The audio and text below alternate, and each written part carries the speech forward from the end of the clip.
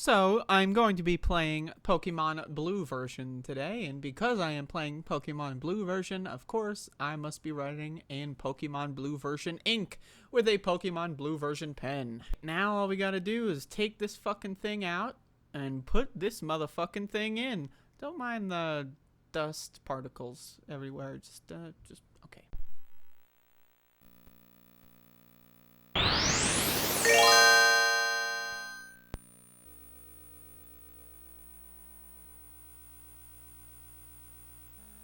So this is going... So I decided for my second ever Pokemon speedrun that I would play an English version this time. The first time I played Pokemon Green, and of course I could not read when I played that one. So I felt like, you know what, let's make it a little bit easier for myself. Let's play on a version with a language that I can at least somewhat understand, that being the English language. And I decided to play Pokemon Blue this time around because I wanted to give a shot at this subcategory called Alt Main, where you just pick your favorite Pokemon that's not Nidoking and you just see what happens. So for this one, I chose Bellsprout, Weepinbell, Victreebel, because that's one of my favorite Pokemon in Kanto, and you can only get that motherfucker in Blue. And so as you can see here, and named, I remember now, his name is Lame. You know, you don't have to be so goddamn mean. That's your own grandson or whatever, Professor Oak. Like, chill out a little bit. This run, this is my second run, and of course, when I'm learning these games, I'm doing this for the first time. You know, I played Pokemon as a kid, but I've never speedrun the games before, and I'm kind of like going off of my memory of having watched Pokemon speedruns like over 10 years ago, combined with my understanding of the games themselves, and I'm just trying to come up with what I think you're supposed to do. In this run here, I used a lot of X items. I don't know if that ended up really tipping the scales at all, but I tried my best. I'm trying to use more items, and of course, being able to read really helps out with that. So again, I'm trying to make some experiments, but I could just keep playing with Nidoking over and over, but to me that's a little boring. So I'm trying to come up with alt mains, alternative Pokemon to use, just to make it a little bit more interesting. So for this one, it's Blue version, so I did choose Squirtle. You have to do that. It is Blue version. Next time I'll play Red, and I'll use Charmander. I'll also probably get a Red exclusive next time I do that. So we'll see what I end up picking. But yeah, so the first fight here, does it really matter? Do I need to narrate every major fight? Probably not. This fight ended up looking really scary. This is just like a horrifying, fight. Like they basically growled my attack so far into the gutter that I couldn't do any damage, and it was kind of horrifying, to be honest with you. I was really scared. Somehow I managed to pull through, and that somehow being I used a potion. So whatever, it happens. But another aspect of this run is that again, I'm learning as I go. I'm learning like what order of gyms to do. I'm learning like, I don't know why I went to the right there. That was not correct. I'm learning like what Pokemon are the best to get for like HM purposes, that kind of stuff. And I made a fatal mistake in this run that I've definitely learned a lesson from. Hitting a wild encounter here and then actually fighting because I forgot what I was doing. I'm just mashing A. Get the Parkel, go on back, get the Pokemon Dexter. I don't know why it's called that, but that's what they called it, so. And then the real game begins around here. So, once again, so for this category, I was trying to get Bellsprout as soon as possible. What does that mean exactly? Well, I'm not going to be, like, doing glitches, because this is a glitchless classic rule set run, which means no Pokédoll, as well as some of the other classic glitches, like, walking through walls and that kind of stuff. But so, the earliest you can get Bellsprout is right before Misty, by crossing Nugget Bridge. So, up until that point, I'm just going to be mainlining Squirtle, and the reason why I chose Squirtle is again because it's Pokemon Blue version. But Squirtle's really good against Brock. I don't need to worry about it. Like I just bubble those bitches and they're done for, you know. And yeah, I mean it's a pretty simple run for the most part here. I just go through Viridian. I get a couple extra levels, you know, just in case, you know, just in case you want a couple extra levels. You know, I don't know the route to Viridian. I know that there's some tiles that have no encounters on them for some reason. I don't really know where those are. So I'm just kind of winging it here again. I'm just kind of, over time, I plan on doing a couple dozen of these. I've had a lot of fun so far. I've only done 2, but I'm having fun with them. And so, you know, again, I am learning as I go. I could just look at a guide. I could just watch the current world record. I could just do all of this stuff. But to me, part of the fun is kind of figuring some of this stuff out on my own. And you know, again, if anyone watches these in the future, they're now watching them now. I got 2 views on my first run. That was one. But if people watch them in the future, they can see, you know, that slow evolution to becoming a Pokemon master, and other cliche phrases. I fight this guy just because I felt like I had to, you know. I'm a little scared for my level ups, you know. But so you just get through Viridian. I'll just fast forward this part here, you know. You don't need to see that. So we're at Pewter City. Pewter. There's no Y in there, so I don't know why it would be Pewter. There's no Y, so it's just Pewter. But hey, whatever. Fighting this guy just because free experience from Bubble. And then we got Brock here.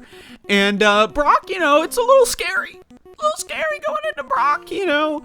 I have, like, my first time playing Pokemon Red and Blue was with Charmander. So, like, for me, like, I always have that, like, permanent PTSD of, like, ooh, Brock's kind of hard. But no, when you're using Squirtle, especially when you fight, like, 1 or 2 extra guys on in Viridian Forest, like, this is, like, beyond easy mode. So you don't even need to see that. I beat Onyx, I beat Brock. Whatever, let's move on. Who cares? It's no big deal. So we're moving on to Route 3 here, fighting some guys. I don't think anything interesting happens here. Just fighting some guys. Look at this. I accidentally threw a Pokeball a couple times in one of these battles just because. You know, my down button. It's all the down button's fault. It's not the fact that I missed the button, or it's not the fact that I pressed A a little bit too soon. Or, no. My controller's the problem. It's a huge problem. I'm using a Super Famicom controller. These motherfuckers are like 30 years old, so it's definitely not my fault. Not at all. So we're basically fast forward to get to Mount Moon. I hit the Pokemon Center. I got Wartortle here. So is that something special? Do you need to hear about Wartortle? Well, you just did. So I hope you need. By the way, let's just rewind again. I love Wartortle's sprite in this in Red Blue American. Like, they got this shit-eating grin. Like, this guy eats shit for breakfast. Look at this motherfucker. This guy's like, yep, that's right. You just pooped, and I just ate your shit. That's the face that this guy is making. I don't know why I'm getting so gruesome, but that's how it feels. But anyway, hit the Pokemon Center, go to Mount Moon. Again, you know, I know the general region of Kanto very well. Like, I know these cities are here. This is the order you do these events in. This unlocks these series of events. But I'm still kind of learning the innate layout of all of these, you know, these dungeons, I guess you could call them. Like Mount Moon, Rock Tunnel, that kind of stuff. But Mount Moon's super easy. Mount Moon, I have got that one totally memorized. It's super easy. The thing about Mount Moon is that there's just so many side areas, and every time I play these games, I go through all the side areas, I get all the stuff. I'm kind of a completionist in that regard. When I play Pokemon, especially as a kid, I would always try to catch everything. That's just kind of how I view things. And maybe at some point, after I kind of really got the basics of this game down, I might try to do one of those catch-em-all type runs. I don't exactly... I think it's 120 something you can get without trading. But I've also got this cartridge peripheral for my computer that lets you transfer your save file, basically. And maybe I'll explain that at another time. And I don't know if this is like an official speedrun category, but like, I was playing Gold and Silver myself, personally, a little bit ago, a couple months ago. And I was able to back up my save file from Gold, plug it into Pokemon Silver, catch a Silver exclusive, and then pop that shit back over to Gold. It works just fine. So I know you can move back and forth with your cartridge saves from version to version, and it does load, you know, the actual game you're playing. So I might do a run where I utilize that just to catch them all on one version, obviously, except for Mew and the starters. I guess you can't get the starters, so it would be like 150 minus like what, 6? Is that, what else can't you get on one save file? I think you can get everything else as long as you swap between the versions, except for the starters. So maybe 144 run. I don't know. Or I can just use glitches to learn how to do that and catch all 151 or whatever. But hey, whatever. Hit the palette swap button there on accident. Anyone who uses a Super Game Boy 2, you know, I'm sure you're familiar with that. So I move forward. I fight some of these wild Pokemon because I'm going to be honest with you. When I do these runs, at least so far, this is my second run, I'm doing a large amount of tetrahydrocannabinol. And sometimes I forget that I'm doing a speed run, and I'll just like end up fighting random wild Pokemon. So, you know, just cut that out next time, save some time. But of course, this is a Bellsprout run, so I wanted to mention this part here. This is where Bellsprout first encounter, 33 minutes in. Again, I'm really grinding down my speedrun time here. I think I got to Cerulean about an hour in my previous run. I'm, you know, not there yet, but Bellsprout kind of destroyed me. I got destroyed by Bellsprout. But that's the thing, is at this time in the run, I was feeling really inspired. I was like, oh shit, Bellsprout. Like, sure, okay, I'm weak to Bellsprout. I got the Wartortle. I'm weak. The Wartortle's weak. I'm fine. I'm perfect. But Wartortle's weak. And so I was thinking, okay, you know, sure, I'm weak against, you know, Bellsprout. But Bellsprout just kicking my ass here the first time I see a Bellsprout, and then I get totally destroyed. It kind of inspired me. I was like, oh, I can't wait to get my own Bellsprout. And so, you know, just go through, fight this motherfucker again. This time I've got a little bit higher health. Again, I wasn't wasting my time fighting wild Pokemon at Mount Moon for some goddamn reason. I don't know. So again, but a large amount of tetrahydrocannabinol is consumed when I play these games, you know, because that's how I have fun. I like just, you know, just sitting in the chair, you know, kind of forgetting what year it is, you know. Again, there was like a time when I was playing Pokemon Green the other day where I was like, I don't even know how old I am. I lost touch with the quantum realm in some capacity. But anyway, Bellsprout gets destroyed. Walk through the rest of Mount Moon, fight some trainers. You know, do you need to watch this part? I'm sure people who are watching these videos, they're familiar. They know, oh yeah, there's trainers in Mount Moon. Wow. Whoa, that's breaking news. So I got the Moonstone because I thought I would sell it later, but apparently the Moonstone it sells for 0 Poké-Dollars in these games, which is a little, I didn't remember that at all. So I just got that because I was like, hey, I'm not using Nidoking, but at least I can sell that motherfucker. But turns out, I mean, I could, but it really was just an inventory weight. So you go through, fight this rocket guy. The first and only rocket guy in the entirety of Mount Moon, and the first rocket guy in the whole game. So, pretty interesting there.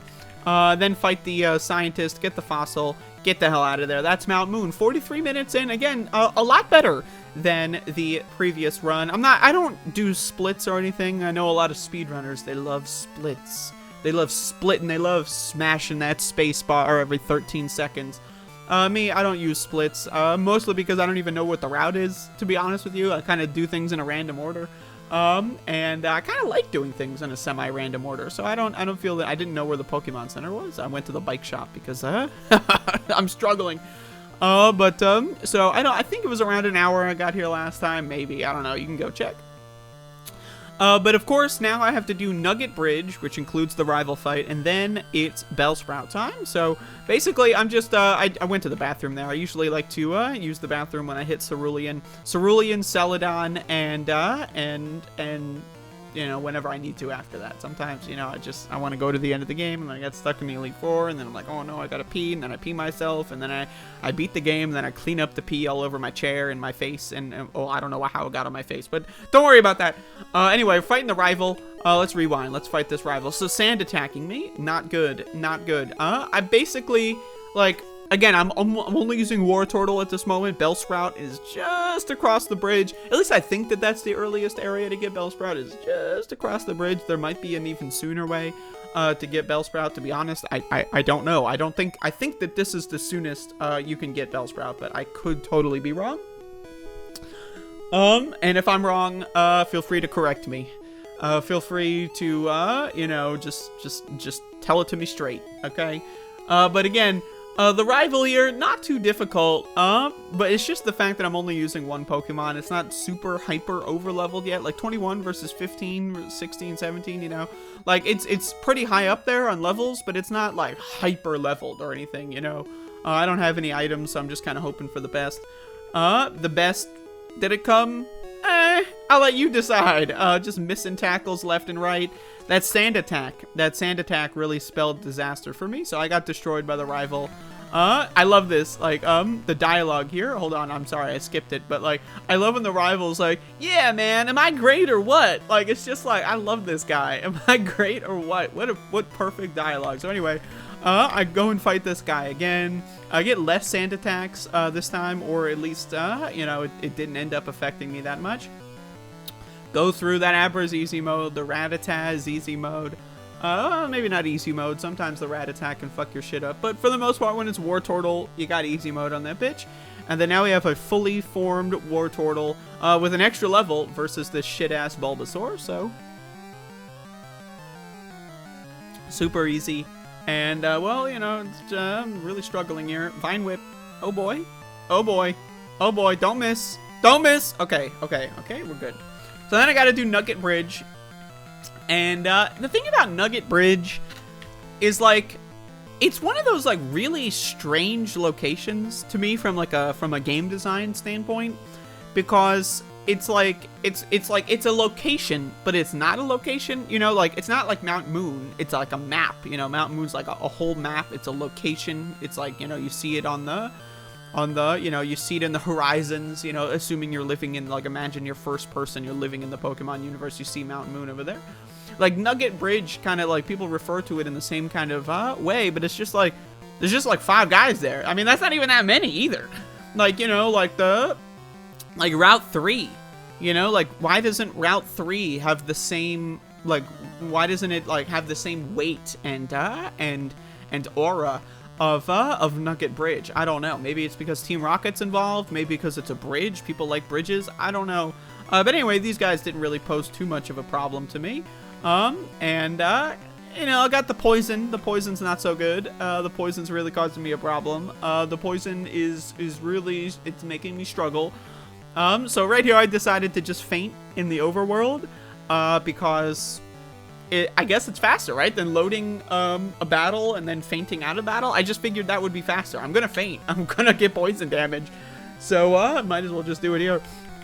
So then I go and finish off Nugget Bridge, and get this guy, and, so basically, I fought this guy on accident. I skipped a little bit too far. I fought this guy on accident, so technically, is this the soonest you can get Bellsprout? The answer would be no. You could get Bellsprout 1 trainer sooner, at the very least, because I fought this fucking guy on accident, so kicked this junior trainer to the curb, got myself a Bellsprout. One thing I also want to say again is I'm not doing any DV optimization or anything like that. I'm not, like, you know, I'm not trying to catch a specific level. I'm not trying to do anything specifically. I'm not looking at my stats really at all. Even when I level up, that's like a free stat look. You can kind of look at your stats for free without going in the menu.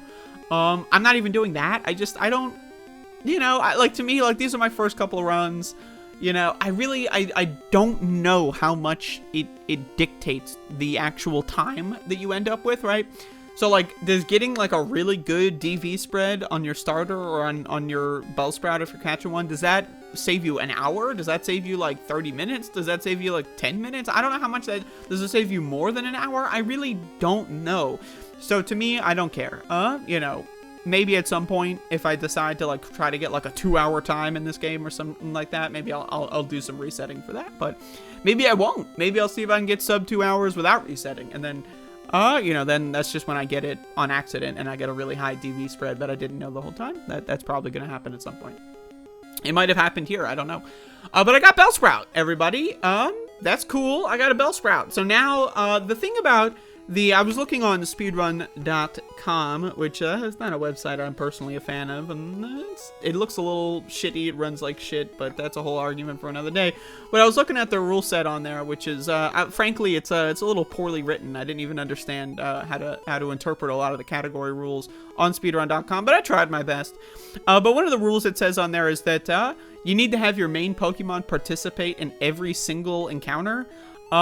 In order to qualify, and so I don't really know what that means. Does that mean like every single Pokemon you need to get experience from? Because like if that's the case, this definitely doesn't count. Because I've had my Bellsprout faint and then like a Wartortle finish 1 or 2 guys off. So I don't really know. But I'm not trying to submit these runs right now because they're just kind of shitty. So I'm just kind of looking at them for a base of reference. I just wanted to play the game with Bellsprout. Frankly, is my favorite Pokemon from Red and Blue.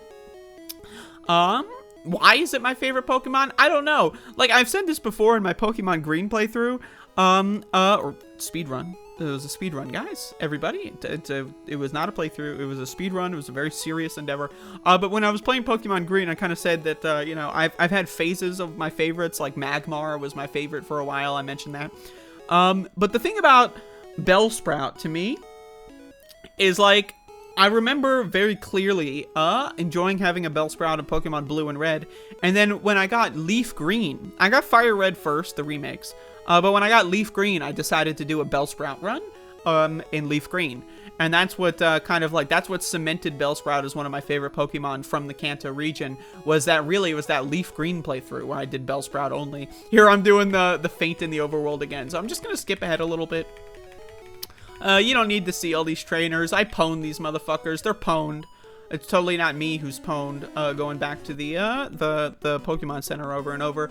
But I figure I'm having a kind of a difficult time. I don't want to walk all the way back up there yet. So instead, if I'm going to be losing while training up my Bellsprout, I'm going to lose in the gym over and over, training up my Bellsprout, because it's closer to the warp point. So, going to the gym here. We're in Misty's gym.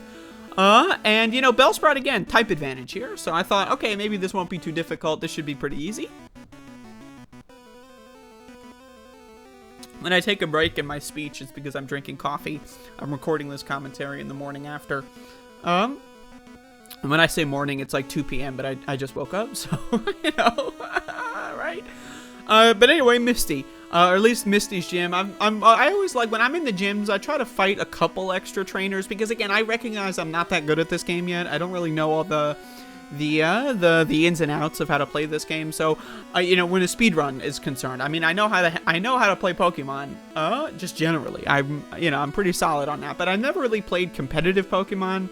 I had a brief stint playing competitive in Diamond and Pearl when that came out, because you could use the internet. I never had friends as a kid, really, so I couldn't. It's not like, oh, let me grab the link cable and go to the fucking lunch table and play some competitive. I never did that, right? So I played a little bit online in Diamond and Pearl.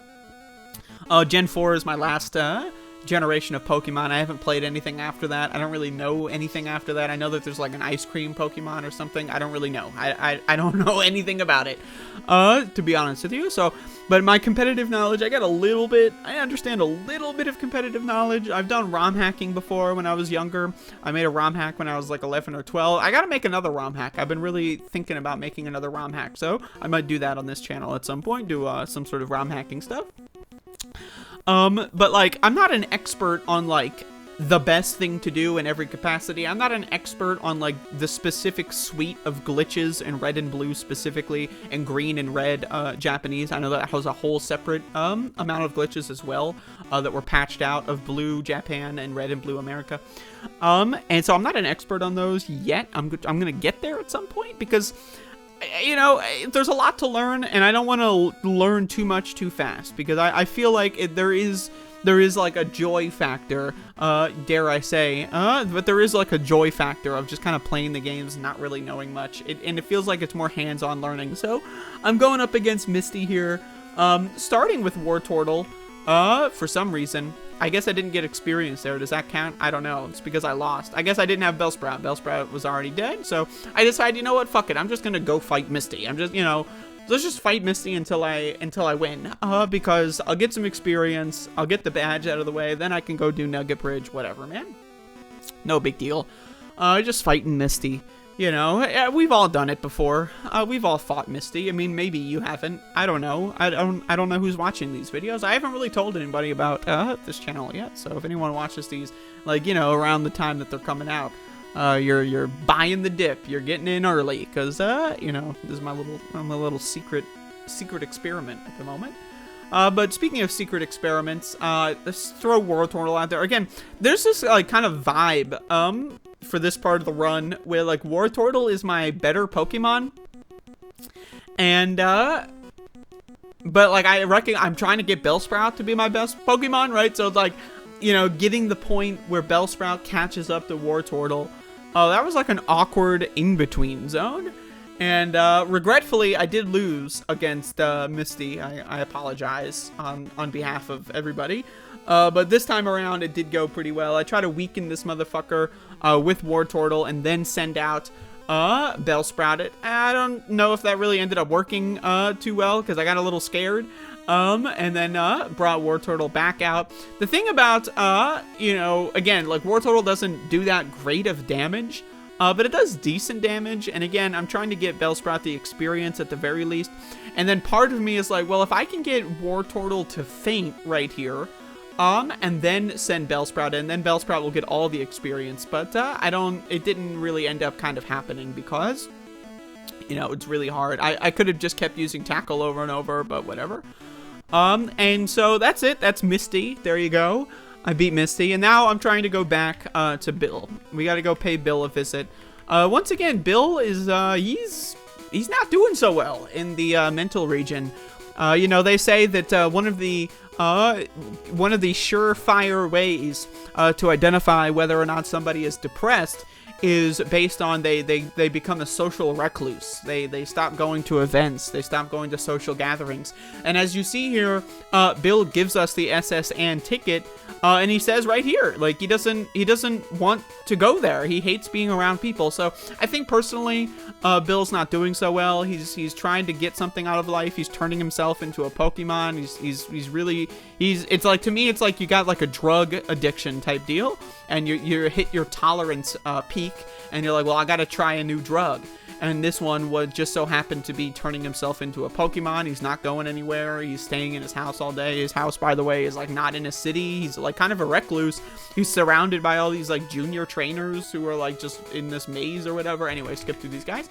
Like, Bill's not doing so well. It's just a fact of the matter. He's simply not doing so well. It's kind of a shame, to be honest with you. But you know, what are you gonna do? So I fight these guys, fight this guy, rather, go back, heal up, and then I try to go on down. And in Pokemon Green, my recent speedrun, my first one, this is my second one, I had a really big problem getting in to Vermilion. I was just getting fucked up by this Butterfree. This guy's Butterfree, this motherfucker. So I felt like, you know, I needed to get my revenge. And I needed to get this revenge. And this was like around the time in this run where I started falling in love with the move Wrap. Wrap is just like, it's so horrible, but in Red and Blue Gen 1, when an opponent is wrapped, it basically skips their attack turn. And so if you have higher speed than the opponent, and you can go first, and you can wrap, you'll basically just get into a point where they can't attack, unless you miss with Wrap. If you miss with Wrap, which is possible, it's not the most unlikely thing in the world. I don't know what Wrap's accuracy is, but it can't be 100. But when you miss with Wrap, that's the only time that they can do damage. But the problem was here that my Bellsprout got paralyzed, and so the paralysis really, it increases the chances of your Wrap failing, so I decided to throw in Wartortle here. Again, this isn't that awkward in-between zone where Wartortle is kind of my best Pokemon, but I'm trying to get Bellsprout up there. And I destroyed that Butterfree, Gonzo, totally gone. This was around the time where I switch my battle mode to Shift, because I was like, well, fuck, I'm trying to get experience for this Bellsprout. I know Shift is for losers. I know it's for nerds. It's for the casuals, of which I am clearly not one. But I went into Shift mode. I was trying to get some experience points here. I'm trying to level up my goddamn Bellsprout. I'm trying to throw Wartortle into the garbage, where they belong. But frankly, it's just it hasn't happened yet. And so this is not, this Pidgey is really causing me a problem. I missed with Wrap. It's not so good. And then Wartortle comes in, kind of does like this one-hit KO type thing, and then I'm doing shift mode over to the Bellsprout, you know, or something. Is that what I did? Yeah, that's what I did, and then I go back in. Okay. But this, again, I got low health, I got paralysis, these Pidgey, or Pidgeys, these, so the 3 Pokemon with the name Pidgey, are not, they're not treating me so well. They're being very rude, frankly. And so Wartortle, done. Bellsprout was also done. Skip that part with my arrow key, but hey, and now I'm all the way back in, Cerulean, so that's pretty cool. And, it was around this time where I was like, you know, wouldn't having the bike right about now, be nice? And I'm like, wait a second, I'm craving the bike? Oh, that can't be good. That can't be good for my mental state. I'm gonna end up like Bill if I start craving the bike. If I start wanting to use the bike in a Pokemon game, it's not so good. It's a slippery slope. And Pokemon's got a lot of slopes. That's, you know, like when you think about it, because you see these ledges everywhere. When you think about it, the whole game is sloped, right? Like the whole game, north is up, right? Doesn't that make sense to you? Like, so if the ledges are bounce downable, that means all the flat looking ground is actually sloped. So like when you're going north, you're getting some decent exercise. When you're going south, you know, you're not getting that much exercise because gravity's helping you out. Anyway, so I'm back here. I'm fucking up these Pidgeys. I'm like, all right, Bellsprout's level 21 by now, so that's really cool. And needless to say, I get my revenge. Fuck those Pidgeys. And then I fight this guy who's got Spearow. Anyway. Eradicate. So, whatever. Who cares? I probably spent too much time talking about that. Oh yeah, this is really funny. So I put Wartortle in the box. But I forgot that Wartortle happened to be my only Pokemon who wasn't fainted. And I'm in the Pokemon Center in Vermilion. And then I black out and go back to Cerulean. And to me, that was hilarious. I was blown away. One, that I forgot that in Gen 1, you can't actually, there's no, like, hey, by the way, everyone else has fainted, just so you know, type deal. Like, that's not a thing in Gen 1.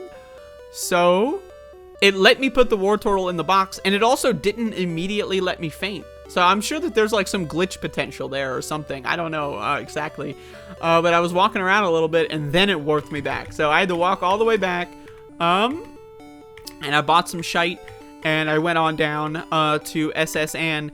And so here's Rival. This is 2, 3. I didn't do the one on with Route 23. Is that the one next to Viridian? I'm not sure. Who knows? I didn't do that one. Maybe I should. I don't know. It's kind of out of the way. But it does give you some good experience points. And it does make for an interesting narrative, you know, fighting the Rival a couple extra times. But basically, so I threw Wartortle in the box here. And that's because, you know, win or lose, it's going to be faster losing. I don't have to worry about Wartortle, like, accidentally killing the whole team and then Bellsprout losing out on experience. So I figured I'm going to go in the muck. Get it? Muck. Of, pretty good.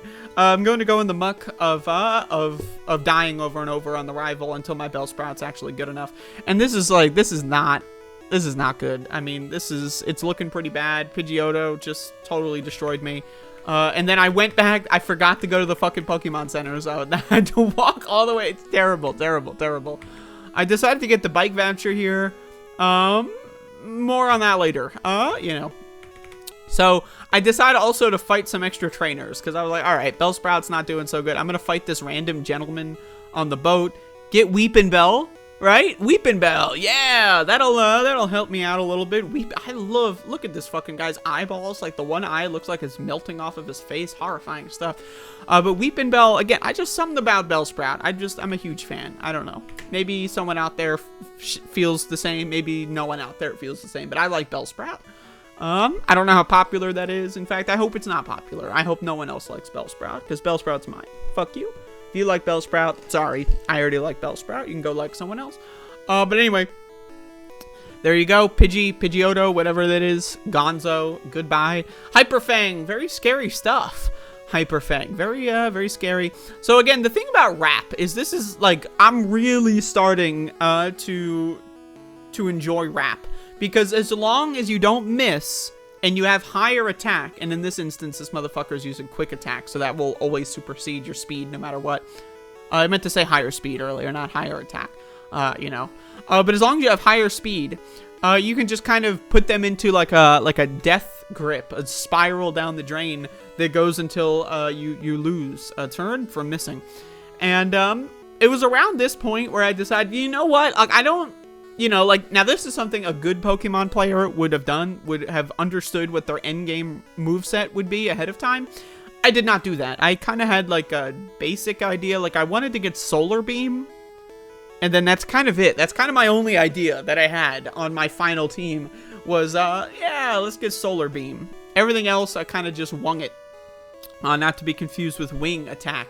I did not Wing Attack it. I just wung it. I winged it.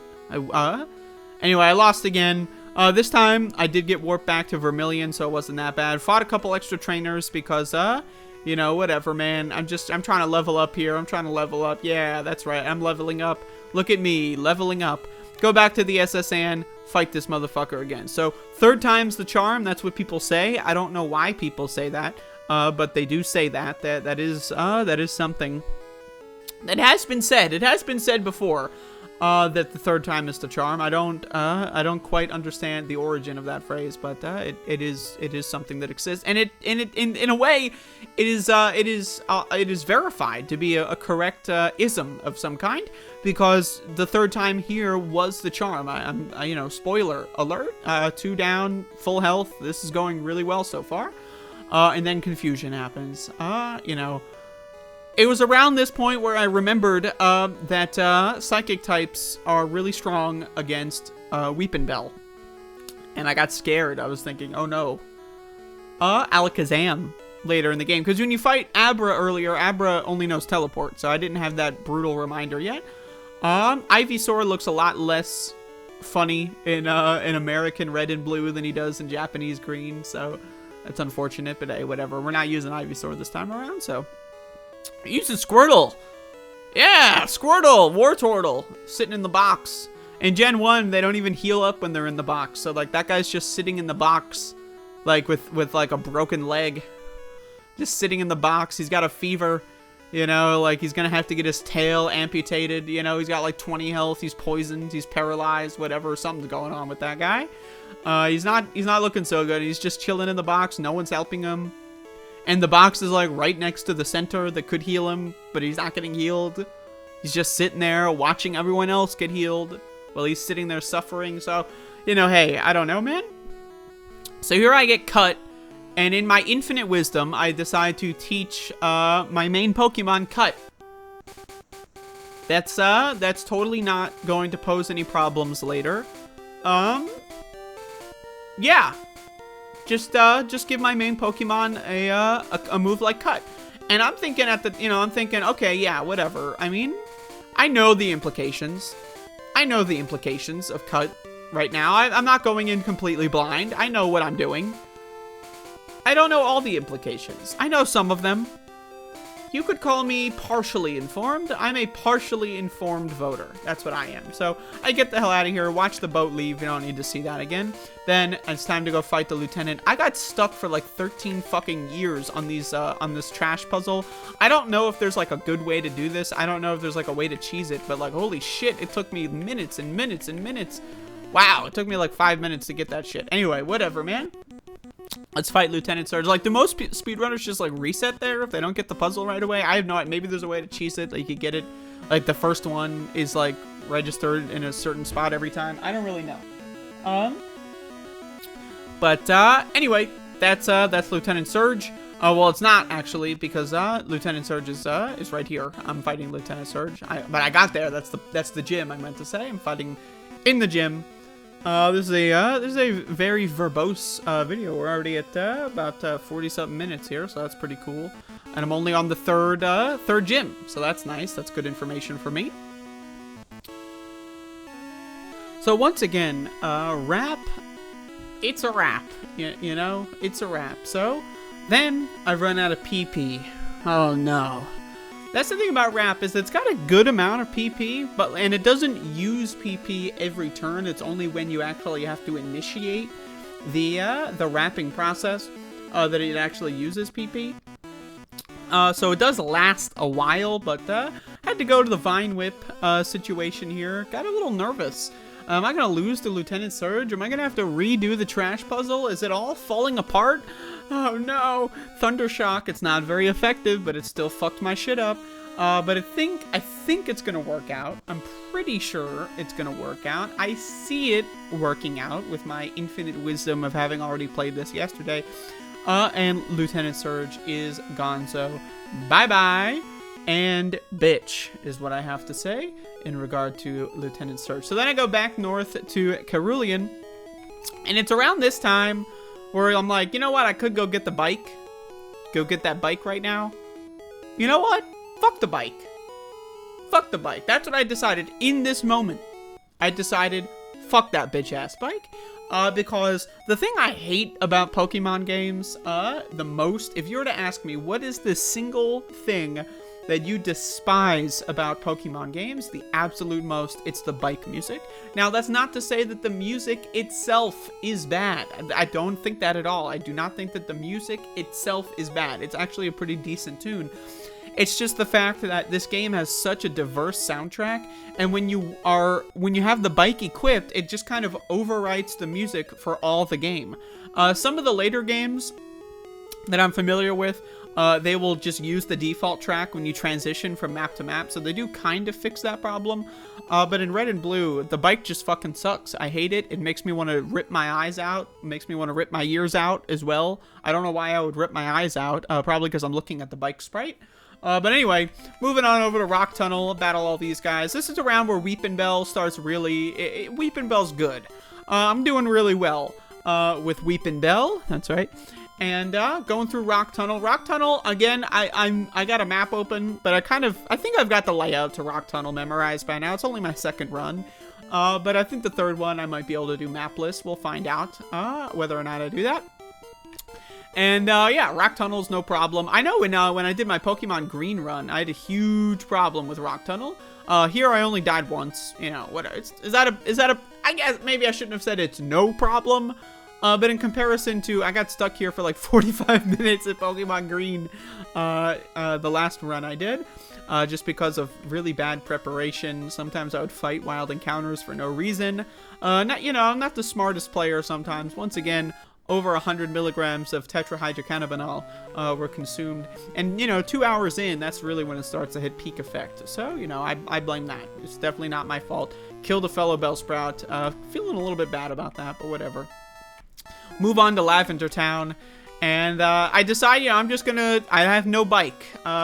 This is, again, I've decided...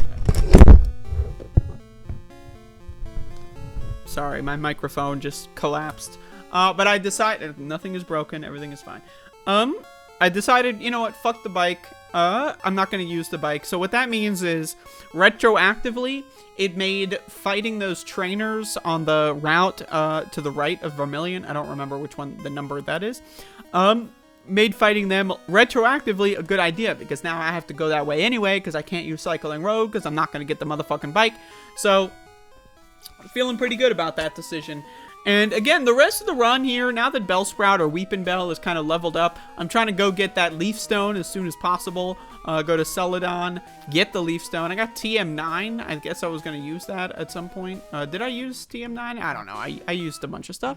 Got Victreebel. Victreebel, whatever you want to call it. And that's going to be the primary Pokemon for the rest of the run here. So then I went to the bathroom. I thought that the screen would hang on here, but then it didn't. It hung here, so my apologies. I was going to skip that. So now we're going to the Rocket Game Corner. Once again, I'm doing a glitchless classic rule set where you don't use the Pokédoll to skip the Marowak in Pokemon Tower. That's a glitch, in my humble opinion. And maybe at some point I will do glitchless runs. Not to be confused with Glitchless Classic. And if my understanding is correct, glitchless runs in Pokemon still use the Pokédoll. I remember that was I remember like when I first discovered Pokemon speedruns, like in 2013-ish, I remember thinking like, oh yeah, that's, you know, Pokemon speedruns. I wonder how it's gonna go. And then I was like, oh yeah, well you can just glitch through the end of the game in like 2 minutes. So then I was like, oh, let me look at the glitchless category. And then, you know, have you know anything about the Pokemon glitchless category? I don't know. All I know is I looked at it recently, and there's a glitchless classic category. So that's where I'm heading, to the glitchless classic category. I'm gonna enjoy the glitchless classic category a little bit with my Victreebel. And again, in Pokemon Green, when I did my first run of Pokemon Green, which is again it's the same game, I got a lot of wasted time in these areas here. Because I didn't really know what I was doing. I ended up pulling up a map at some point, like halfway through. And I really enjoy that those arrows move when you're doing spins, but they don't move when you're not. Isn't that interesting? Very strange stuff. The spinning in this game is so bizarre. It's slow as hell. It's just weird. It's just... Look at this. It's just so strange. It's so bizarre. But I had the same map open, even, you know, you wouldn't expect that considering I just made a mistake. But anyway, I did have a map open. I am trying to learn the layouts here as I go, but a map really helps seeing the whole game screen on one image instead of having to do it via like the scrolling of the screen, you know. Really helps out with planning the route. So in, out, very easy.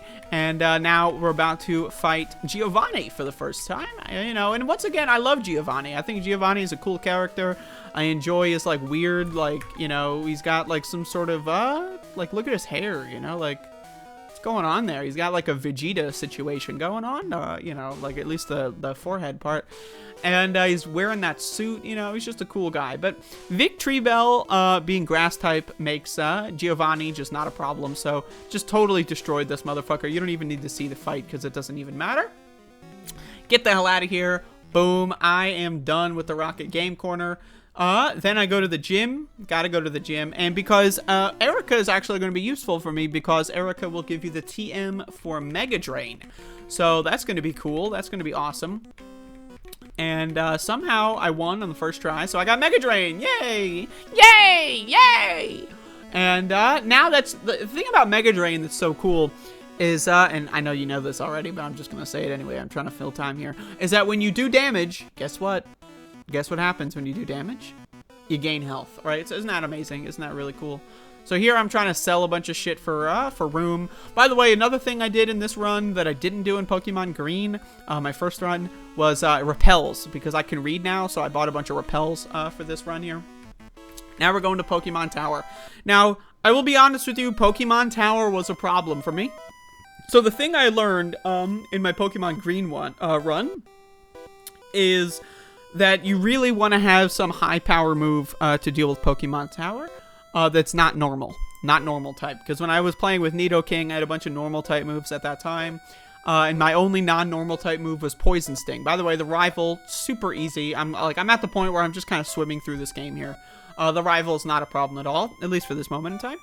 And so I figured having Vine Whip, having Mega Drain would be good. Although I replaced Vine Whip with Mega Drain. And was that the best decision? I don't know. I don't know if that was the best decision. So anyway, we get here. We get to Ghastly. You know, we got Ghastly. And I've only got Mega Drain, and it's not doing so well. And so I'm starting... Mega Drain has 10 PP, which is not good. It could be better. So this ended up taking me quite a long time. I whited out a little bit, you know, a lot of backtracking, a lot of going back and forth to that purity circle square thing in the middle.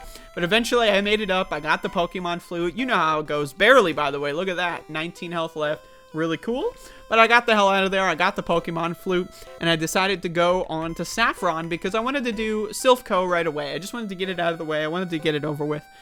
Probably shouldn't have done this routing decision. I probably should have just, you know, gone around to maybe the Safari Zone first, because I did end up struggling a little bit here against some of these guys, including the rival. This is like the first rival fight where I ended up actually kind of having a problem. And so let's watch this one. So we got Pidgeot. You know, I really enjoy Pidgeot. For those of you at home listening, at home, if you're not at home, I'm sorry that you have to mute the following sentence. But my first shiny Pokemon was in Fire Red. The first time I played Fire Red, like I remember the week it came out, I got a shiny Pidgey on Route 1. And so for me, Pidgeot has got a special place in my heart because I got my first shiny the first week I played Fire Red. The week it came out, I remember it was awesome. It was, and I'm not even the week it came out, but like the day it came out because I got it on Route 1. And I didn't even know what a shiny Pokemon was at that time. Like I had played Gold and Silver, but I'd never beaten Gold and Silver, so I'd never actually gotten that far enough to see the shiny Gyarados in Gold and Silver at that time. I played Gold and Silver mostly after when Fire Red came out. Because before Fire Red and Ruby, most of my experience with Pokemon was from renting it from Blockbuster. And just picking up save files in random places, playing for a weekend, and then bringing it back. That's how I experienced a lot of games in my early childhood, like when I was 4 or 5, is renting them for a weekend at Blockbuster. And so I never actually played through a Pokemon game from start to finish, like on one file. I would just load up whatever file was there as like a relay race. A lot of them would be files beaten, so I would just wander around the world. So I never saw the red Gyarados in Gold and Silver until I got my own copy of Gold and Silver much later, which is around the time Fire Red came out. So, but maybe I'll tell that story another time. Hashtag my Pokemon story. I got a Pokemon story, and it's mine. And maybe I'll tell it to you another time. Because we gotta watch the speedrun. Yeah, we're speedrunning. Bring Wartortle back into action. I feel like Wartortle being level 26, weak enough that I can reliably use Wartortle for, like a turn or two of safety to use some items or whatever. That's kind of how I'm viewing these Pokemon at this time period in our lives, or at least in my life. You weren't there. And so again, this rival is really where I start to get a little fucked up because the levels, like, Victreebel, decent enough levels to win, but look at this, by the way. This is some scary shit. I'm like, oh no, do I got something? So I got 1 health. I'm like, what's the best decision here? Oh, I know. I'll get 60 health-ish if I revive Victreebel. So I'm going to use a revive as a healing item. Yeah, that's right. That's my thought process. But again, I just wanted to come right here to Saffron because I just wanted to get some of the mazes out of the way. That's the kind of feeling I was in, and I feel Silphco. Actually, I kind of know Silphco now. I don't even really view it as a maze anymore, but going in, this is my second run. I kind of figured out the route when I did my Pokemon Green run a couple days prior. So I was like, I just want to get this out of my way, dump it out of my brain. I don't need to worry about it after this. And it ended up causing a problem where I got stuck here. But Wrap, I'm telling you, Wrap. Like, you just have to Wrap to win. And this is also around the time where I'm starting to really, like, get afraid of the fact that I've got Cut. Because I've got Takedown, which is pretty solid. And then I'm trying to think, like, I do want to get Solar Beam when I go to the Cinnabar Pokemon Mansion. So I'm like, what am I going to replace Solar Beam? And I'm thinking, originally I was going to replace Wrap. But it was around this time where I was like, you know what? Wrap is, like, actually good. Like, because it's not for a speedrun, by the way. Just going to point that out. Wrap is good because it's both defensive and offensive. So I was like, fuck. And then Takedown, you have that recoil damage. So I was like, fuck. I'm really regretting Cut around this moment. And I black out again. So let's just try it again. Get back up here. Take down the Pidgeot. Take down the Gyarados. Get fucked. Not in the good dick way. Get fucked by this fucking thing, this Growlithe. Maybe that'll be my next run. I'll do Growlithe. That's a red exclusive, right? And then this Alakazam. Oh, it's painful. But all you gotta do is get 1 Wrap in. You gotta just hope it works. And again, if you outspeed your opponent, it's a Wrap. I know. I'm sorry. Please forgive me. I'm just trying my best to be funny and entertaining. Critical hit. So I try again. No, try again. It's terrible. It's going really poorly. So maybe next time I use Victreebel. Which I might in the future. You know, I got 149 Pokemon left. I did Nidoking, I did Victreebel, so I gotta do all 149 before I wrap back around. Get it? Huh? Wrap back around. I know, I'm sorry. I can't help myself. So I lost again. I was just like caught in like a death loop. I was just like, oh Jesus. But then it's the sunk cost fallacy is kicking in. And I'm like, well shit, you know, I've already committed this amount of time to just failing at everything. So once I get that speed bonus, I'm in. So a level up or two later, and I managed to get Alakazam Dunzo. Venusaur is just super easy. Venusaur literally can't do like any damage to Victreebel above like 2 or 3 points. So it's kind of pathetic, to be honest with you. But hey, whatever. And so I beat the rival, and the thing again is Giovanni is super easy. So even though like Giovanni in some instances can be a little bit scarier than the rival, not this time, not for Victreebel, because this hold this ground, you know, not all the Pokemon are super weak to grass type, but you know, again, the ones that aren't, you can just wrap them up. So then I'm out of here. And then that's when I decide I'm going to get some X speed, because my theory is, again, as long as you outspeed your opponent, it's a wrap. I know. So I get Spearow, I turn the battle thing back to set, get that fly, and this is really where the game starts to kind of breeze. I go and fight Sabrina. Sabrina's a psychic gym, right? So pretty tough. I'm getting fucked up here. Oh god, Venomoth, why? Wrap. Oh, potion. Oh god, 21 health. Alakazam. Oh, wrap. Oh god, oh no. Oh no. And then I lost. Look at this, man. I was sad. I was like, what? What?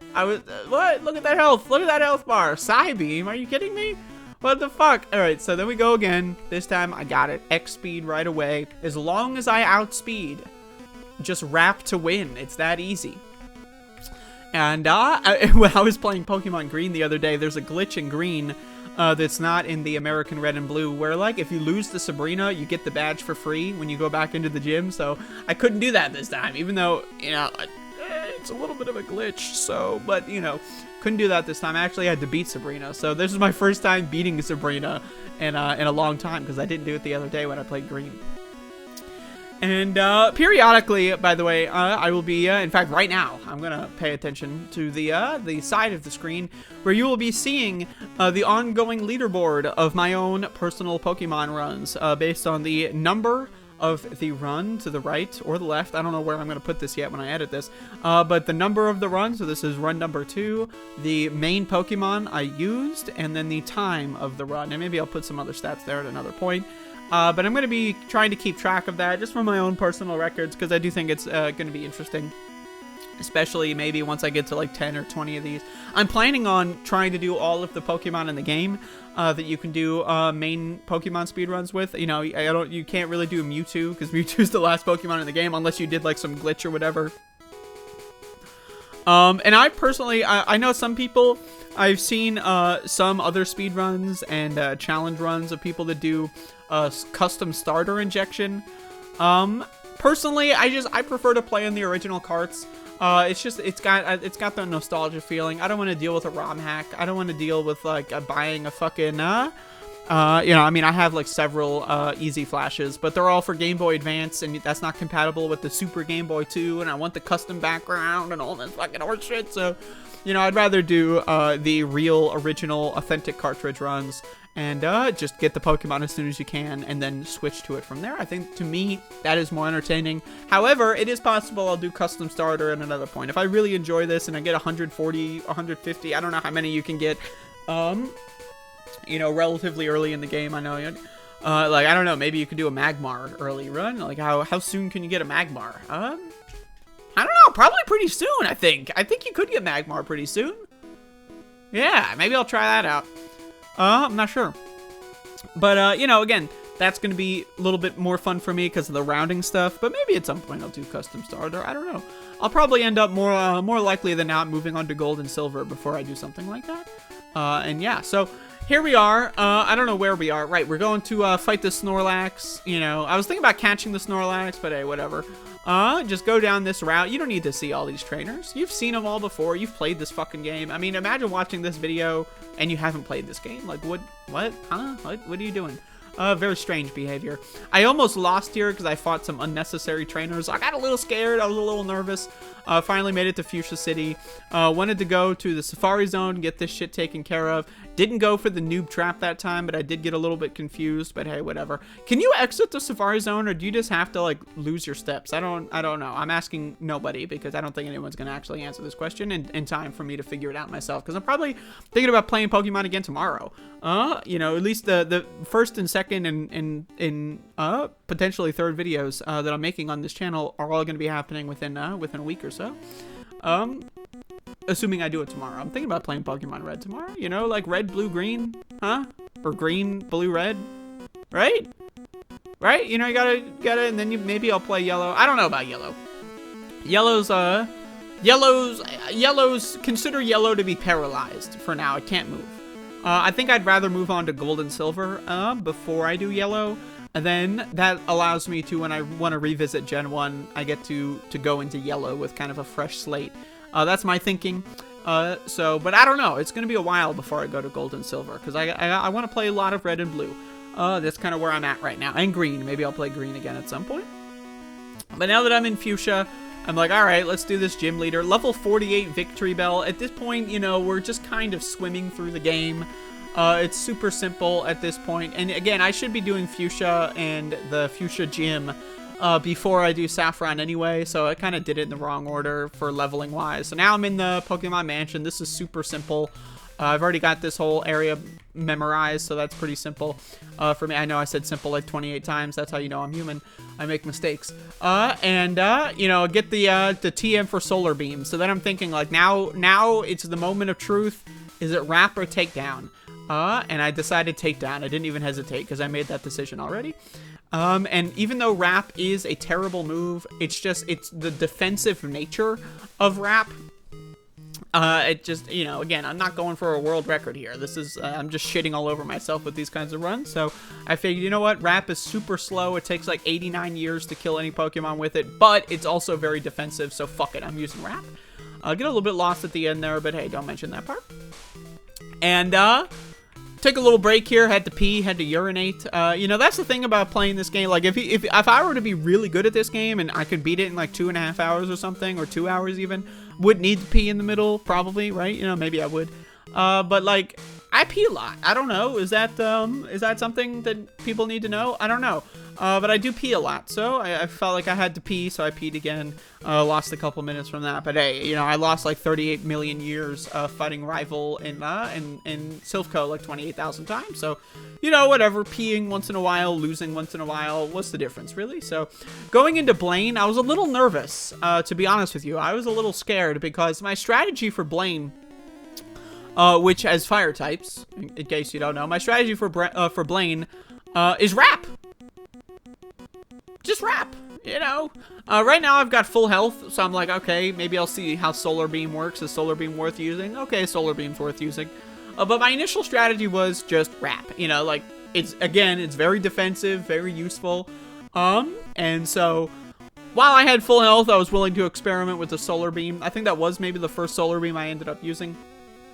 And there you go. That's how it is. Just wrap to win. Boom. Easy mode. Oh, wait. No, that wasn't even Blaine. Oh, right. I forgot. Right. My apologies. So I fucked up this answer here. Look at this. Look at this question. Caterpie evolves into Butterfree. That is not true. That is not true. Caterpie evolves into Metapod, and then I fucking fought this guy because I forgot that the translation is shitty, or like just the question is shitty. That wasn't even Blaine. I was like, where the fuck is Blaine's Arcanine? But anyway. Just give me a break here. I'm doing the commentary all in one take. I'm allowed. But just so I'm correcting the record, red and blue is wrong.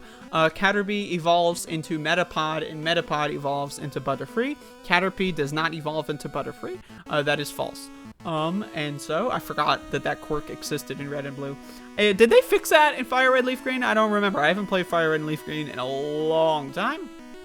The last time I played Fire Red Leaf Green was probably like when I played like Fire Red Omega, like 10 plus years ago, which is like a fun little ROM hack that I enjoyed back then. I don't know how many there are now. There's probably a shitload of ROM hacks that I got to get into. That's the thing about this channel is I'm going to go through I'm going to exhaust all the main series games, and then that's when the fun starts. That's when we get into the ROM hacks, baby. That's where we actually get to challenge ourselves. But again here, you know, the fire spin, is that what it is that traps you? It's similar to rap, where you get stuck. But once I get my rap going on, we are good to go. Fuck you, Ponyta. We got Rapidash. Get it? I know, I'm sorry. Rapidash. Rapidash. Rapidash. Oh, man, I love Rapidash. Maybe I gotta do a Ponyta run. Arcanine looking pretty fluffy here, but not as fluffy as in Pokemon Green. But either way, switch on over. I put Toxic on Wartortle. By the way, I forgot to mention that, but I thought that maybe would turn out to be useful. It did in a little couple instances, but it wasn't that useful. You know, whatever. It was just like a little strategy idea that I had, but whatever. And so then we're in the 8th gym here. Fight these couple extra guys, and then we got Rhydon. Or Rhyhorn, rather, super easy. We got Dugtrio, super easy. Just fucking flash forward through that shit. Nidoqueen, check this out. 2 hits, or 3, or whatever, who cares. Nidoking, just, hey, might as well just wrap this motherfucker. Easy mode. Rhydon, what am I gonna do? Wrap this bitch? What am I gonna do? Just kidding, I'm gonna Solar Beam this motherfucker. And that's Giovanni. Goodbye. Goodbye, Giovanni. So, we're approaching the end of the game here, and, this is where I'm really starting to regret a lot of life choices. I'm really starting to regret a lot of, like, putting Cut on Victreebel. I'm really thinking I did not make an informed decision when I put Cut on that guy in the first place. And maybe you can make an argument that, you know, not having to catch another Pokemon, because I put Strength and Surf on Wartortle and Fly on Spearow. I don't know if Spearow can learn Cut. I'm not sure. But you can make an argument that, like, it is true in the set, because, you know, when I did Nidoking, I put Surf and Strength on Nidoking, right? So you can argue that putting HMs on your main Pokemon and catching as few Pokemon as possible, there's like an extra layer of challenge. So that's the kind of coping I was doing at this moment in time, where I was really trying to fully grasp the decision that I had made. Let's just skip this wild encounter, who cares? And go into the rival fight. That's right, the last rival fight. This lame-ass motherfucking bitch before he becomes champion. But spoiler alert to everyone who hasn't played Pokemon Red, Blue, or Green, or Yellow, or Fire Red, or Leaf Green. If you haven't played any of those, spoiler alert, you know, the rival, he becomes the champion. I know, didn't see it coming. I didn't see it coming. When I first played this game, I was like, what? What? Like when Lance is like, or you would have been. Oh man, one of my favorite lines in video game history is, or you would have been. Or what, I'm paraphrasing. I think it is, or you would have been, but it's just such a good line. But speaking of good lines, I'm just, you know, I did a couple good lines, and then I played Pokemon for about 7 hours, and it's not looking so good here with this rap. It's taking forever. But you know what? Fuck you, I win.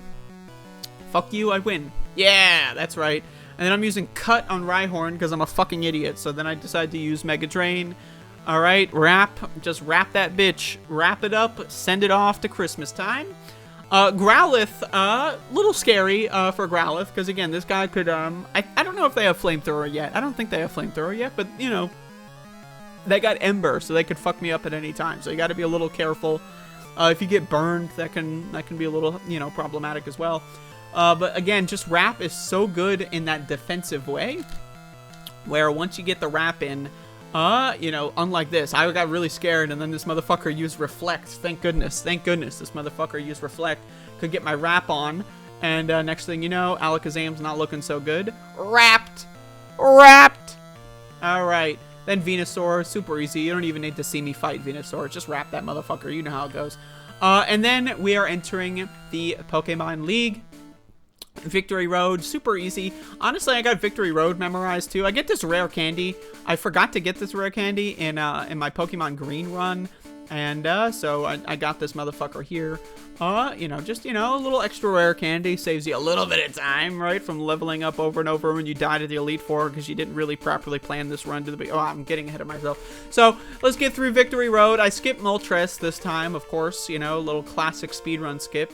Do not catch the optional Pokemon. It's a underutilized skip. Not many people have done it or heard of it. You just avoid getting the optional Pokemon. It's totally cool. Very interesting. And that's what I did here. So, you know, you've seen Victory Road. You know what this thing is. Get to the Elite Four at 5 hours, 6 minutes or so. Now, I spend about another 90 minutes struggling at the Elite Four. I am struggling. I am not doing so well. And that's because, well, I want to blame Cut. I really would love to blame Cut.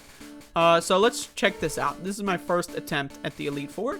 Now, the thing about the Elite Four here is that my perception of the Elite Four is that Lorelei and the Rival are the most difficult. So it's like a sandwich of difficulty. That's how I perceive it. I never really perceive Agatha as being terribly difficult because I've always usually, when I played this game, had something like Surf or whatever that can one-shot Agatha's whole team. But that's not the case for Victreebel.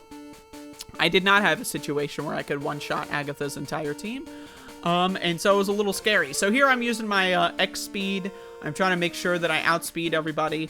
I know that there's like some stat glitch in Pokemon Red and Blue. I don't quite know how it works. I'll look into it another time maybe. But I know that you can fuck around with the stats in some crazy ass way. I don't know if you can do that with X items or with X speed. I don't really know. Again, I'm learning here. And feel free not to tell me. I'll figure it out at some point, I'm sure. And, you know, by that I mean I'll just look it up. You know, like once I get to my 17th run and I haven't figured it out yet, I'll just look it up at that point. But, you know, no spoilers! No spoilers! But yeah, so this was like a weird one because I felt like, you know, Lorelei, I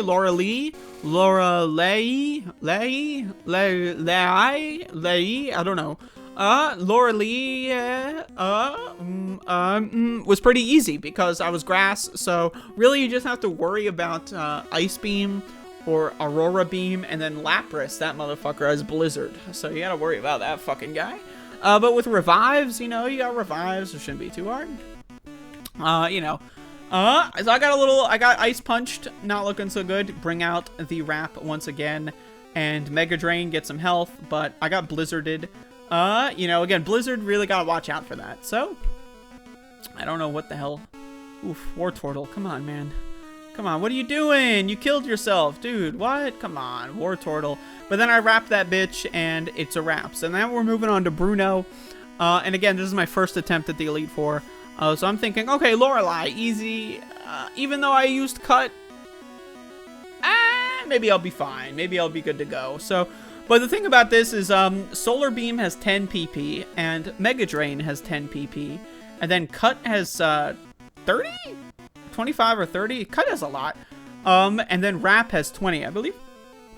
And so I try to save some of my power points because I can't use Cut or Wrap on Gengar and Haunter for Agatha. So I want to make sure that I've got enough PP for Mega Drain and Solar Beam when I get there. And Solar Beam, of course, is my most powerful attack. Yeah, sure, it takes 2 turns, but hey, whatever. And so I'm trying to save that for the Ghost-type Pokemon, so I don't use them here, even though it would be extremely quick and easy. I did use a Solar Beam there because I got a little frustrated. But you know, I try to retain as much PP as I can. Use Mega Drain on Onix because Cut and Wrap really aren't an option for something like Onix, and plus get a little health back. And that's Bruno. Super easy. So my confidence here, I'm pretty confident. I'm thinking, oh, shit, I might even get the Elite Four on the first try. I'm reviving everyone. I'm going into Agatha. And then I remember, as soon as the fight starts, I'm like, okay, level 56 Gengar. Okay, Solar Beam. And then this motherfucker is using Hypnosis. And, like, the Confuse Ray. Hypnosis. And then Solar Beam does like -7 damage, and now I start panicking. I'm like, fuck. This strategy, I mean, in Pokemon Tower, it didn't work. In Pokemon Tower, it was a disaster. And yet I thought the same strategy would work in a more difficult location. Frankly, I was not paying attention to anything, let alone games, life, how to live. anything. I just didn't know what the hell was going on. So I entered basically a death loop for a considerable period of time. And I'll fast forward it. I'll just hold the button down. You can watch. Look at this go by. You just see one frame every, like, quarter of a second. I'm scared. I don't know what's going on. I get to, I shouldn't have fast forwarded this. I do get to the rival, and it didn't go so well. So fuck. And so then I just decide, you know what? I was in denial for a moment. I went to go look for the move deleter, and I was like, because I didn't remember. It's like, because I when I went into this and when I gave cut to my Pokemon, I was like, I know that it's permanent in this game. But I didn't remember. Like, I was in denial. I was like, no, there's got to be a move deleter, right? No, there has to be, right? I need to get rid of cut. That's what I was thinking. But in that denial, it put me back into a mindset that was capable of beating the game. So. And when I'm doing these runs, I don't save and load. Some people, you might think it's easier to just save in front of the rival and just brute force it every time. I'm not saving and loading. My batteries do work. It's just that I don't know, part of me wants to do it single segment. I want to keep the experience I gain and all that kind of stuff. To me, I'd rather go through the Elite Four again and again and again, as long as I keep my experience, because to me, that's the thing. If I just save and load and try to brute force it, maybe will I get it done faster? Maybe. Or I'll just end up wasting an hour without having made any progress. So that's my thought at this time anyway. So you get through Agatha with some painstaking, just like rotating my Pokemon in and out using Solar Beam. And again, I'm in a PP crisis exiting Agatha. And it's concerning. I will say, it is concerning. This is around the time where I'm like, shit, I'm gonna have to end up using Struggle against motherfucking Lame. The rival, Lame. That lame-ass motherfucker. I'm gonna have to struggle to win. And so I get a little nervous. Accidentally swapped the palette there because I hit the wrong button. And I beat Agatha. But again, and also I keep forgetting when I fight the rival to turn the battle animations off. So I did it after Agatha, and then it turns back on for the rival. So it's like, a little funny there. But so I'm having to fight Lance, knowing that I'm going to end up using all of my PP against either Lance, depending on the wraps, because, the way wrap works is, you can get like, I don't know, I think it's like 2 to 5 or something, maybe even more. And then you have to use wrap again, right? So there's using wrap, and then there's attacking, the attack continues, right? And so every time you use wrap, you lose the PP, and then it lasts for a semi-random amount of turns after that, assuming you're not paralyzed. So I was a little bit worried about the wrap PP, but I knew that I was going to have to just use Struggle. That was going to be a thing that I had to do against the rival. So I went ahead, and here we go. So this is the rival. This is it, right? This is the final fight. This is the culmination of this long-ass video. This video is even longer than the previous one, and the run was shorter. How does that even happen? I don't know. Just bitching and moaning this whole goddamn thing. So this lame motherfucker wants to fight. Let's see how it goes. So we got this Pidgeot, my beloved. And, immediately I missed the wrap. I'm freaking out. I'm like, oh no. Oh no, I missed the first fucking wrap. Are you kidding me? And then I look at the damage that it does, and it's like nothing. There's 0 damage that I'm doing here. But again, it's very defensive because this Pidgeot cannot wing attack me. So I'm thinking, okay, all right, we got the wrap going on. I got another missed fucking wrap. I'm losing my goddamn mind at this point. I'm freaking out. I'm panicking. It's not going well. In fact, to be honest with you, this was yesterday, and I'm still recovering. That's why, you can tell. Just look at the commentary that you've been witnessing for the last hour or so if you've been watching this video without speed up or skipping around. This is decline. This is mental decline in the emotional sense. Like, I'm emotionally distraught after running out of moves. And here we go. We're struggling. We're struggling. It's happening. Now, I do know that there are ethers or elixirs in Pokemon Red and Blue. To be honest with you, I don't remember where they are. So I didn't have any. So I was just like I could either look up where to get one, or I can just struggle. And I chose to struggle over and over. And so here we go. Just, you know, gotta swap in, you know, gotta revive the Victreebel, swap it back in. What this Alakazam is, honestly, I'm the most fearful of this Alakazam. So now that Alakazam's out of the way, I'm feeling pretty confident. I've got no moves. I'm struggling to get through. But that's the thing about struggle, is struggle as long as you maintain your health. And I'm trying to get this X speed here, you know, like, yeah, speed up. But as long as you maintain your health with struggle, you're healing at least, you know, like you have enough health potions, you can heal up. Struggle is actually a solid move because if I remember correctly, if I understand this, it doesn't have a type. It's like a neutral type, right? So it does decent damage against pretty much every Pokemon, I think, right? I don't know if it's physical or special. I don't know that. Maybe each Pokemon's different. Maybe that inherits from the Pokemon's type. I don't really know. But like, or maybe it's neither. Maybe it's also neither. I don't really know. But struggle is doing like a decent chunk of damage here, like actually solid amounts of damage. You know, again, Rhydon's probably going to be the hardest, defense-wise. You know, this guy's got some high defense. But some of the other Pokemon, like even against Lance, you know, I had a moment where I was struggling against Lance in a prior attempt on the Elite Four, and that was going pretty well. So at this point in the game, I'm thinking, finally here, 6.5 hours. My first run of Pokemon Green took 8 hours, and maybe I'll display the level of my main Pokemon on my little chart screen that'll you know, showcase itself on the video once I've edited it on the video. It should be right there. So I think I finished Nidoking at around level 80 something, 81, 82. So 10 levels lower for Victreebel. Does that mean Victreebel is a better Pokemon? I think so. I think that's verifiable evidence that Victreebel is actually the best Pokemon in the game. So yeah, Gyarados, super easy. Struggling just totally destroyed this motherfucker.